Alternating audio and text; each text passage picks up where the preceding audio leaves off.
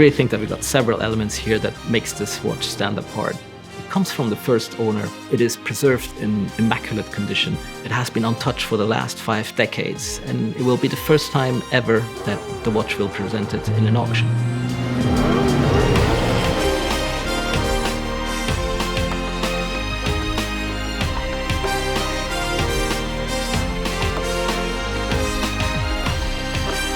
What makes this watch unique is definitely that it comes from the first owner, so the pedigree is undisputable. The condition, the preservation is just phenomenal. It's really, seeing watches now for so many years, rarely come across such a beautiful example. Reference 6241 was produced from 1966 up to 1969, and it's believed that fewer than 3,000 models in all metal configurations were ever made. In 18-karat yellow gold, fewer than 300 pieces were made. And with that dial configuration, the Paul Newman John Player Special, the black with the golden registers, it is exceedingly rare and only a very, very few pieces were ever made. Rolex launched the chronograph 6239 in the beginning of the 60s, and it was quickly called the Rolex Daytona, named after the racetrack in Florida.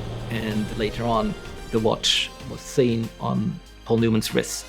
So quickly it was connected with Paul Newman, and Italian collectors quickly named it the Rolex Daytona Paul Newman. With this very specific dial configuration, nowadays it became an item.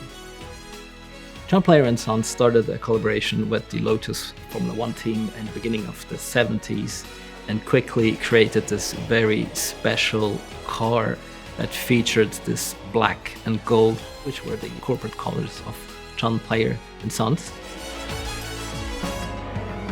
The condition of the watch is phenomenal, especially the case. We think it's unpolished. On the back you can clearly see the hallmarks. They're very crisp and very deep and clearly defined. The dial has a very warm and nice and even patina. The gold register, the contrast with the black dial is just very fascinating. It makes you immediately think of the John Player Special. What makes this watch rare is different elements. You've got the reference 6241 in yellow gold, 18 karat with the acrylic bezel. That's definitely the rarest combination. You got the Paul Newman John Player Special dial. It is very hard just to come across one, especially in this condition. And once you find one, you immediately get so excited. And the first time we discovered this watch, I think it was a memorable moment.